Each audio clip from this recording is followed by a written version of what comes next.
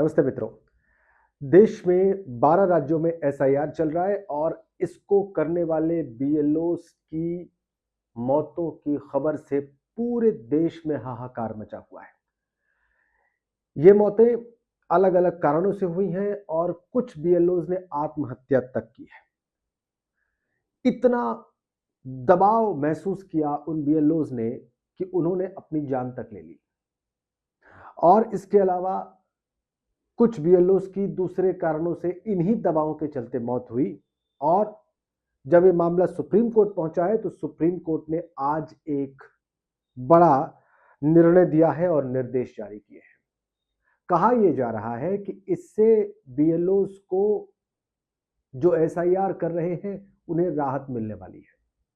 क्या ऐसा है? क्या सुप्रीम कोर्ट के इन निर्देशों से गांव देहात कस्बों और दूर दराज के क्षेत्रों में काम कर रहे बीएलओस जो ज्यादातर शिक्षक हैं, शिक्षा मित्र हैं, अनुदेशक हैं, आंगनबाड़ी कार्यकर्ता हैं, उनको कोई राहत मिलेगी? सवाल यह है। और इस वीडियो में मैं यही समझने की कोशिश करूंगा और ये आपको बताने की कोशिश करूंगा कि सुप्रीम कोर्ट के इन निर्देशों के मायने क्या हैं और क्या इससे जमीन पर जो हालात हैं उनमें कोई फर्क आ जाएगा। तो चलिए इसका सिलसिलेवार और एकदम पॉइंट बाय पॉइंट इवैल्यूएशन करते हैं, मूल्यांकन करते हैं। Justice chief justice of India justice Suryakant और जस्टिस जॉय माल्या बागची की पीठ में यह मामला गया और कहा गया कि भाई मौतें हो रही हैं, आत्महत्याएं हो रही हैं, तो क्या निर्देश जारी किया गया समझिए। राज्य को अतिरिक्त कर्मचारी तैनात करने चाहिए ताकि काम के घंटे कम किए जा सकें। सुप्रीम कोर्ट ने क्या शब्द प्रयोग किया? शब्द प्रयोग किया काम के घंटे कम किए जाने चाहिए ताकि कर्मचारी जो बीएलओ की ड्यूटी में लगे हैं वो राहत महसूस कर सकें। और ये किस पर छोड़ दिया? राज्य सरकार पर। सुप्रीम कोर्ट ने यह निर्देश जब जारी किया है तो 4 दिसंबर है और ये एसआईआर की प्रक्रिया 11 दिसंबर तक ही होनी है। यह निर्देश जब जाएगा राज्यों के पास तब तक संभवतः ये एसआईआर खत्म हो चुका होगा। और अभी से ही अगर आप अंदाजा लगाएं तो ढेर सारा एसआईआर का दबाव तो ये बीएलओ झेल चुके हैं। तो राज्यों को क्या करना चाहिए?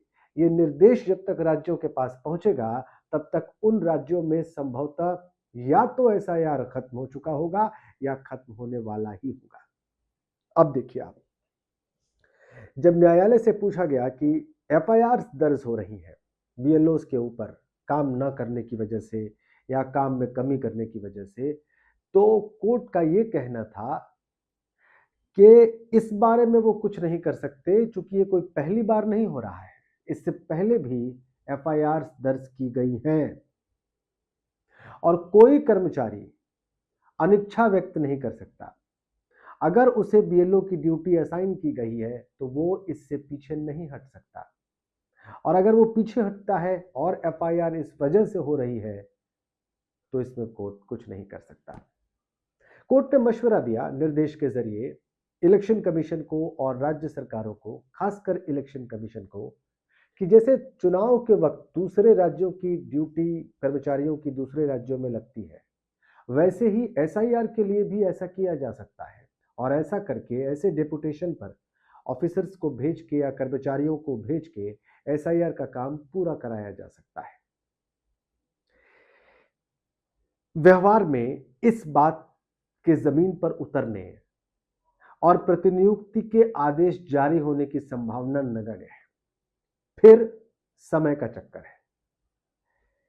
4 तारीख को यह आदेश दिया गया, जुम्मा जुम्मा 1 हफ्ते का वक्त बाकी है और दबाव इतना है बीएलओस पर कि उन्हें ये काम 11 तारीख से पहले ही पूरा कर देना है। तो फिर ये मसला रहा ही कहां? व्यवहार में यह बात जमीन पर उतरेगी या उतरने के लिए सोची जाएगी जब तक ये काम पूरा हो चुका होगा। तो राज्य सरकार कर्मचारियों की संख्या को बढ़ाकर, एसआईआर में लगे कर्मचारियों की संख्या को बढ़ाकर उन पर बना दबाव कम कर सकती है। स्टेट गवर्नमेंट ये काम कर सकती है, ये कहना है सुप्रीम कोर्ट का, चीफ जस्टिस का, उनकी बेंच का। बिल्कुल कर सकती है, करना चाहिए भी। लेकिन क्या सुप्रीम कोर्ट के इस निर्देश के बाद राज्य सरकारें दूसरे काम को छोड़कर अपने दूसरे कर्मचारियों को इस काम में लगा देंगी? आपको क्या लगता है? मुझे तो नहीं लगता कि यह संभव होने जा रहा है। मुझे कहीं से नहीं लगता कि इस निर्देश के बाद बीएलओ को कोई राहत मिलेगी, क्योंकि कोर्ट ने कहा है कि अगर कोई बीएलओ ज्यादा जरूरतमंद है, उसे कोई आवश्यकता है, वो किसी मुसीबत में है और छुट्टी लेने के लिए उसके पास जायज वजह है, तो उसकी बात को समझा जाए और उसको छुट्टी दी जाए या उसको कार्य से मुक्त किया जाए। अगर ऐसा नहीं होता है तो वो कोर्ट का रुख कर सकता है, ये सुप्रीम कोर्ट ने कहा है। इसको लोग राहत की तरह देख रहे हैं, लेकिन मैं नहीं। क्यों? क्योंकि बीएलओ के काम में लगे कर्मचारी जब छुट्टी लेने के लिए व्यवहार में आवेदन करेंगे, तो वो ये कैसे साबित करेंगे कि ये छुट्टी उनके लिए बहुत जरूरी है? कोर्ट के सामने कहा गया कि एक व्यक्ति का विवाह था, बीएलओ कर्मचारी का विवाह था, उसको छुट्टी नहीं दी गई तो उसने आत्महत्या कर ली। कोर्ट ने इसी बात पर ही आदेश दिया, निर्देश दिया कि ऐसे लोग अगर उनको छुट्टी नहीं मिलती तो वो कोर्ट जा सकते हैं। क्या ये सब कुछ इतना सरल है, इतना सहज है? क्या उस बीएलओ के काम में लगे कर्मचारी के पास इतना साहस होगा, इतने संसाधन होंगे कि वो अपने अधिकारी को ना कहे और कोर्ट चला जाए? हो सकता है कि एक दो ऐसा कर पाए, लेकिन एट लार्ज ज्यादातर कर्मचारी ऐसा नहीं कर पाएंगे। न उनके पास साहस होगा, न उनके पास संसाधन होंगे और न उनके पास अब समय बचा है। तो सुप्रीम कोर्ट का यह निर्देश भी फिलहाल बीएलओ को कोई मदद देने जा रहा है, मुझे इसमें गहरा शक है। कुल मिलाकर जो कुछ आज हुआ और जिसे बहुत सारे विश्लेषक बीएलओ की राहत के तौर पर देख रहे हैं, मेरी नजर में इससे उन्हें कोई राहत नहीं मिलने वाली है।